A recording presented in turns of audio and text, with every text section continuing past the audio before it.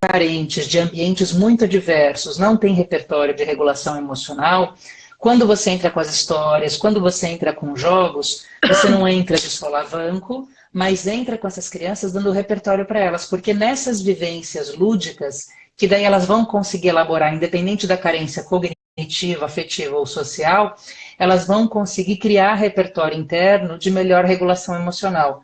Pensa em usar os instrumentos da Beth, porque eu acho que vão ser boas pontes para essas crianças carentes que você tem. Beth, certo? Isso. Inclusive, eu quero sugerir para ela, usa séries que eles gostam. Séries, filmes, desenhos. E a partir disso, você vai puxar. O que você acha que o personagem sentiu se fosse você? Vamos pensar em possibilidades, vamos pensar em Uhum. estratégias de, de resolver. Então, você pode usar a realidade deles, né? Vamos brincar com isso, né? Então, uma outra questão desse repertório, eu tenho um outro jogo que é o Tabuleiro das Emoções, que eu tive uma experiência muito interessante. Meu filho tem 4 anos, o caçula, e a gente viveu uma situação em que ele chegou da escola e eu perguntei como foi teu dia? E aí ele não descreveu, ele não entrou em detalhes. Ele ama a escola e ele disse, foi bom, foi muito bom. Ponto. E aí, nesse dia, a gente sempre tenta ter nosso momento juntos. Hoje vai querer fazer o quê? Vamos brincar de quê? E aí a gente escolheu o jogo de tabuleiro das emoções, que também é um recurso meu, né? E aí, no jogo de tabuleiro, caiu numa casinha que perguntava assim, o que te deixa com medo? O que te faz sentir medo? E aí ele disse, quando fulana bate em mim na escola. E aí eu disse, isso aconteceu, filho? Fulana tem batido em você na escola? E aí ele, sim. Ai, E meu aí ele coração. e aí ele descreve, né? E aí quando eu pergunto à professora se isso tinha acontecido, ela disse exatamente assim, né? Mas a escola resolveu lá entre eles mesmos, tá tudo resolvido. Isso, Mas isso. É bom consegue. até a gente saber.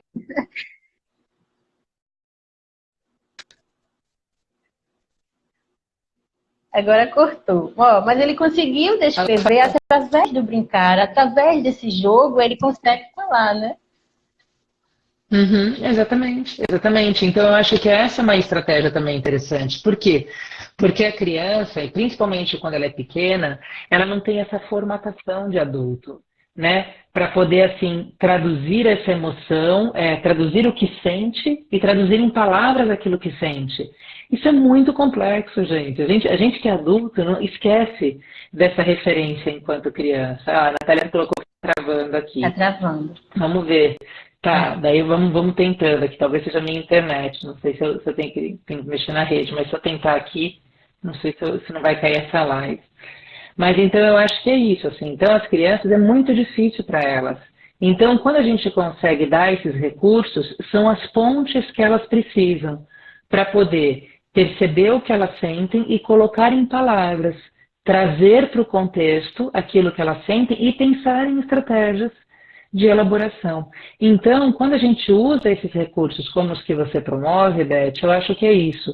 É essa ponte que as crianças precisam, porque as crianças elas não vão ficar nesse blá blá blá, digamos assim, o tempo todo. Elas não vão ficar na reflexão que nós adultos somos capazes de ficar.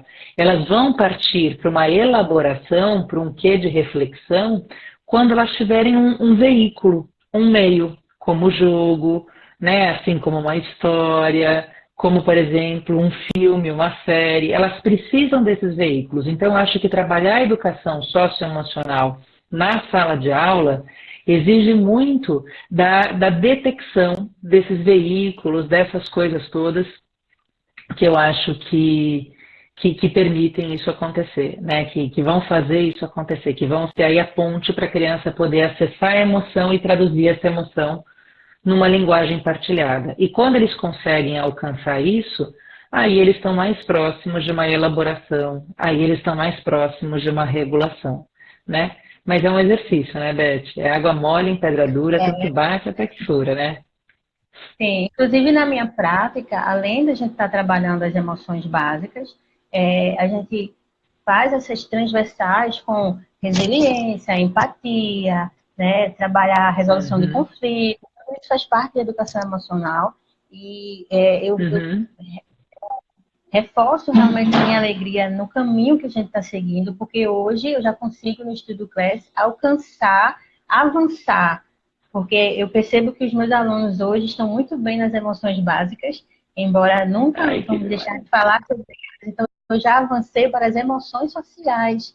Então, nós trabalhamos já a Aham. vergonha, o ciúme. Então, tem muita criança na sala que ganharam um irmãozinho novinho, e quando eu contei uma historinha, quero até deixar como dica o livro Agora Sou a Irmã Mais Velha, e a partir desse livro eu peguei as referências para trabalhar o ciúme, que é uma emoção social. Uhum. E aí, as crianças se identificavam e aí diziam, ah, então o nome disso é ciúme. E aí, olha como vai ampliando esse repertório, eu vou me conhecendo, né? Eu vou reconhecendo a emoção em mim, no outro.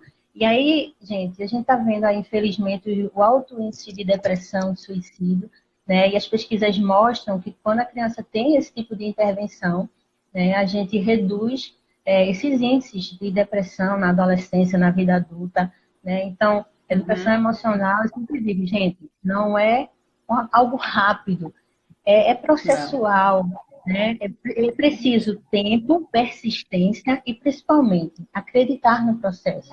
Né? As pessoas Exato. envolvidas precisam acreditar no processo, esperar o tempo de cada criança. Então, eu decidi fazer uma emoção por mês, porque eu precisava repetir até a criança internalizar. E eu volto para aquela emoção quantas vezes necessário. Né? Então, é importante a parceria, a escola acreditar isso, ter uma cultura relacionada a isso, né? Não achar que, isso na prática, quero ver na prática, né? A gente percebe nas escolas a semente plantada, o quanto as crianças têm correspondido, cada um a seu modo, cada um a seu tempo, né? Cada um com a sua história, mas a gente vê que algo está ficando e é a contribuição que a gente pode estar dando nesse momento, e que já é tão Uhum. importante. Exato. Volto a dizer, é algo novo para todos nós, né? A BNCC está aí exigindo que as escolas tenham até 2020 para incluir o socioemocional no currículo. Né? Então, muitas escolas estão, e agora, e agora, e agora, e agora, como é que faz isso? Né? Eu não regulo minha emoção, como é que eu vou ensinar o meu aluno? Então, é algo que assim, a gente também precisa acolher esse professor, né? Exato. Acolher, e assim, mostrar para ele possibilidades. Né? Eu também tenho oferecido alguns workshops relacionados à educação socioemocional em sala de aula, em que eu compartilho com as pessoas como eu tenho feito, a minha experiência, e eu digo assim, gente, fica à vontade para criar, né? Fica à vontade para dar o teu toque, fazer do teu jeito, mas tendo como essa base, essa fundamentação teórica e tantas outras que você pode beber, né? Eu só peço para ter cuidado com a fonte, porque a gente está lidando com vidas, a gente está lidando com emoções.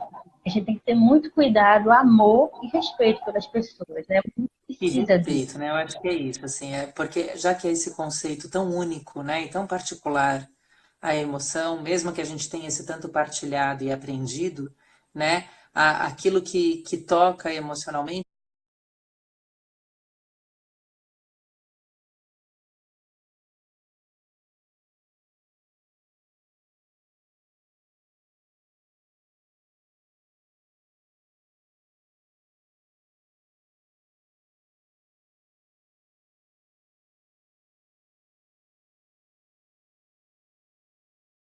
é muito individual. E acho que essa ideia de respeito é talvez um dos pontos principais, né, Beth? Quando a gente vai falar de Sim, emoção, seja dos pequenos, seja dos grandes, né? sim. É muito, e talvez a gente parta por aí com eles, né? E dessas formações, ó, gente, estou tentando há mais de um ano cantar a Beth para a gente fazer curso online no Bom Pra Cuca, Edu, viu? Eu aceito couro, Chega aceito lá, todo gente, mundo chega lá. fortalecer. A gente chega lá, a Beth é muito corrida, tem muita coisa para fazer, né, Beth? Mas a gente já tem tudo mais ou menos estruturado. A hora que a gente conseguir, Sim, ó, quem sabe 2020 seja o ano da virada para a gente fazer um curso aí sobre competências socioemocionais no Bom Pra Coquedu, né? Online sim. para esse Brasilzão todo. Porque a Beth tá lá, gente, num paraíso. Ela tá lá, ela manda fotos, você vê o Insta dela com aquelas fotos na praia linda, assim. Eu tô aqui numa selva de pedra, ó. Mas assim vai. Gente.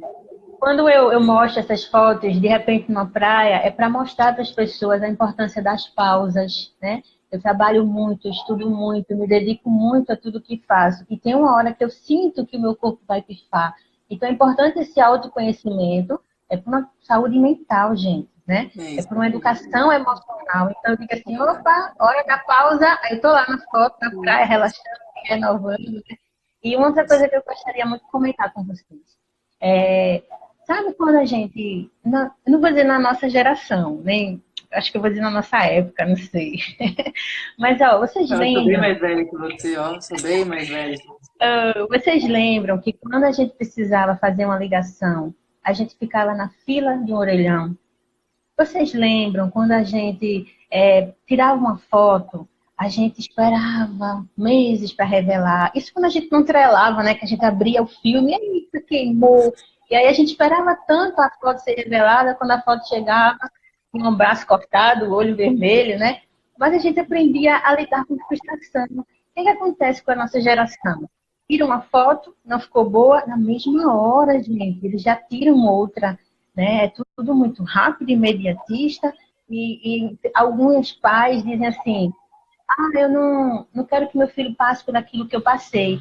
E aí acaba meio que desenfreado, dando tudo, sem ajudar a criança a desenvolver ferramentas psicológicas para lidar com os desafios da vida, para lidar com a frustração, né? Ser uma pessoa inteligente emocionalmente não é deixar de sentir as emoções. Nós sentimos raiva, medo, tristeza. Mas ser inteligente emocionalmente é como é que eu vou lidar com essa emoção de uma maneira construtiva, de uma maneira assertiva. Então, nesse sentido, eu trabalho com os meus alunos tristeza. Eu crio situações para que eles se frustrem mesmo. Então, eu crio circuitos e quando eles estão empolgadinhos, seguindo, tem algo que impede. Eita, e agora? E aí eles dizem, fiquei com raiva.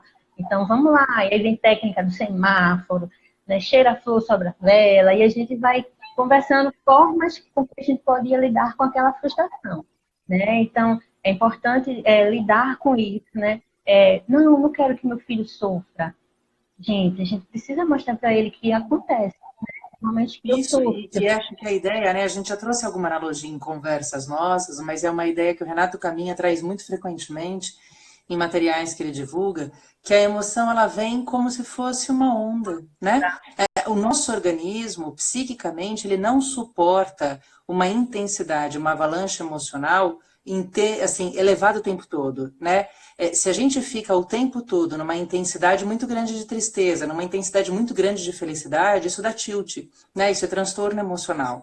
Então, a gente tem uma tendência, pelo menos 80% da população, né, digamos assim, tem uma tendência, claro que vamos pensar em outros elementos, né, mas sendo aqui, partindo de um geralzão e falando, por exemplo, de saúde emocional na infância, aproximadamente 80% da população vai ter essa possibilidade de subir nesse nível emocional, seja na raiva, seja na tristeza, seja na própria alegria, e depois vai ter uma descendente, né? Então, a gente ajudar as crianças a lidarem, a suportarem com todo esse processo é fundamental. E essas ferramentas, né, de regulação, tá aqui, né? Mas o que a gente faz com isso? Não, acho que isso não tá legal. Quando você estiver mais tranquilo, a gente vai conversar. Quando você estiver melhor, eu acho que, acho que você tá de cabeça quente, né? Você tá me falando uma coisa que me deixou magoada. Isso não tá bacana. Depois a gente vai conversar sobre Inclusive, isso. quero até indicar, né, do Caminha ao livro A Onda da Raiva. E é muito engraçado, porque assim, teve situações de eu entrar de marinheira, porque eu amo me caracterizar, vocês não viram no Instagram. Eita, demais. As fotos da Beth, vocês têm que entrar no Insta da Beth, né? É E aí, diva. De de super marinheira. heroína, de Dona Joaninha, de marinheira, demais. E aí a ideia da marinheira é trabalhar as ondas, né? Porque eu explico para eles que nós somos o barco, né? E as emoções são as ondas, elas vão passar. Então, em uma brincadeira, após a leitura desse livro, eu fazia, lá vem a onda da raiva, abaixa, abaixa, abaixa. E aí a gente respirava, se acalmava, passou. Aí teve uma mãezinha que disse que a filha foi com ela à praia, e aí a menina ficava, mamãe, cadê a onda da raiva? Mamãe, cadê a onda da raiva? E assim, eu amo esses feedbacks, gente. Eu acho que é isso, sabe? Eu vejo o meu trabalho como uma missão de Deus, cuidar de vidas, amar as pessoas, porque o mundo precisa, né? A gente tem visto nossa sociedade tão adoecida E eu sou muito feliz trabalhando nas escolas que hoje eu presto serviço, plantando essa semente do amor, do respeito ao próximo, porque, assim, trabalhar com educação emocional é muito amplo. Então, a gente trabalha bullying, a gente trabalha tantos temas que é tão necessário, sabe? Que faz toda a diferença para essa sociedade. Então, eu acredito no mundo melhor. Eu acredito numa sociedade transformada assim. E não de uma maneira idealizada, né, utópica, mas eu estou fazendo a minha parte. Então, se cada um fizer a sua parte, a gente acreditar no processo e plantar a semente, nossa, a gente vai ter adolescentes muito mais saudáveis, né? Daqui a um tempo. Com certeza. E essa é a proposta de promoção de saúde emocional, né, Beth? Eu acho que é muito do que eu te ouço falando, é muito da proposta que eu acho que eu acredito que é muito eficaz, assim. Então, assim, eu falo que na vida a gente só tem 3 certezas, né? De que a gente nasce, de que a gente morre e que no meio do caminho a gente vai ter perrengue, né? O como a gente tá para poder lidar com esses perrengues é que vai fazer diferença na vida da gente, né? E se a gente puder ir ajudando as crianças a entenderem esse processo, a aprenderem a lidar da maneira como elas puderem, com as estratégias que elas tiverem, com tudo que elas puderem, de uma forma geral, a lidar com esses perrengues, elas serão pessoas melhores que promoverão uma sociedade melhor. Então, eu acho que é isso, né? É um trabalho um a um, né? E você como educador, né? Você como pai, como adulto, sendo um adulto consciente e responsável dessa sua importância, dessa sua ação, você vai ser um ativador desse processo. Né? Nós somos agentes de mudança, eu sempre falo isso, assim, você não espera que alguma coisa mude se você não for um agente de mudança, né? Então nós somos agentes de mudança, como é que a gente vai fazer isso? Então eu acho que aí é o ponto de inflexão, o que a gente vai fazer com isso e como a gente vai fazer, cada um do seu jeito, cada um com a sua história, né? Cada um com as suas questões e vamos que vamos, porque a gente está aqui para isso. E não nunca, né, Dani? Porque a gente também, enquanto agente de transformação, a gente passa também por algumas dificuldades no sentido assim, quando você planta semente e às vezes algumas pessoas fazem, não vai dar em nada, sabe? Para que isso tudo? E nada. E aí você sente, mas eu sempre digo, desistir jamais, né? A gente continua remando e plantando a semente e promovendo isso é resiliência, minha amiga. Isso é resiliência, isso a gente aprende. É verdade. Né? Não sei se a gente nasce com, mas a gente aprende. Isso. É nós na fita, isso é bom. Isso é bom. Que bom. Beth, minha querida, muito obrigada. Obrigada por essa sua disponibilidade de várias maneiras, de estar aqui comigo a essa hora, de estar seus pequenos lá, chamando essa mãe toda, cheia de amor. Né? Deixa eu te mostrar. Deixa eu ver. Que são ferramentas. Esse aqui é lançamento, esse aqui é o Renan, tá? Tem o Renan. Tem o Renan e a Lia. Olha a Lia aqui. E aí? Renan e Lia. São recursos, né, que eles vêm com as 5 emoções básicas para a gente transformar aí. Conta a história e a partir da nossa história a gente transforma essa face. Né? Tem situações em que eu conto uma história que a criança está triste. Deixa eu virar aqui. Em que a criança está triste. E aí o que a gente pode fazer quando alguém está triste, quando a gente está se sentindo triste, né? E aí eu passo o bonequinho ou o monstrinho da tristeza que eu tenho e alguns abraçam, outros beijam, outros dizem, vou levá-lo ao shopping para tomar um milkshake, um ovo maltine.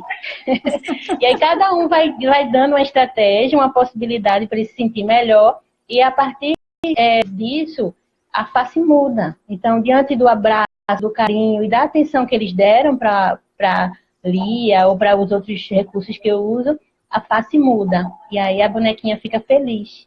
Né? Ela está com medo, ela fica feliz depois de uma técnica de enfrentamento. Né? E aí a gente vai plantando essa semente e eu sou muito apaixonada por todos esses recursos. Exato. Gente, é demais. Olha, entre então, @Elizabeth Educação Emocional no Insta, para vocês verem todos os recursos que a Beth tem. Só mandar um direct para ela, que ela passa a fita de como vocês adquirem isso, para poder usar em sala de aula. Eu acho que são recursos interessantes para a sala de aula, são recursos interessantes para a clínica do psicólogo, que trabalha com psicoterapia infantil, são recursos interessantes para a gente poder considerar até em casa. né? Eu Isso. estava hoje indicando o teu material para uma mãe de uma avaliação que eu estou fazendo, que daí eu percebo ali que tem um viés importante, mas a questão comportamental atitudinal, e porque eu acho que muitas vezes nós somos bem intencionados, mas mal instrumentalizados, Sim. né? A gente não aprendeu, a gente não foi educado emocionalmente. A gente foi por tentativa e erro, né? E hoje a gente está numa sociedade que está exigindo muito mais nesse sentido. Então, talvez a gente precise de recursos para educar os nossos filhos, né? Para poder fazer uma ação mais sistemática, mais intensa no ambiente da sala de aula. E esses seus materiais, eu acho que são aí, como a gente estava falando, essa ponte. Porque eles vão ajudar muitas crianças a codificarem e traduzirem tudo isso. E daí, quando você traduz emoção, minha amiga, aí você consegue compartilhar e resolver. Né? É verdade. Inclusive, Dani, a gente tem tido feedback positivo de muitas psicólogas clínicas com crianças com espectro autista, sabe?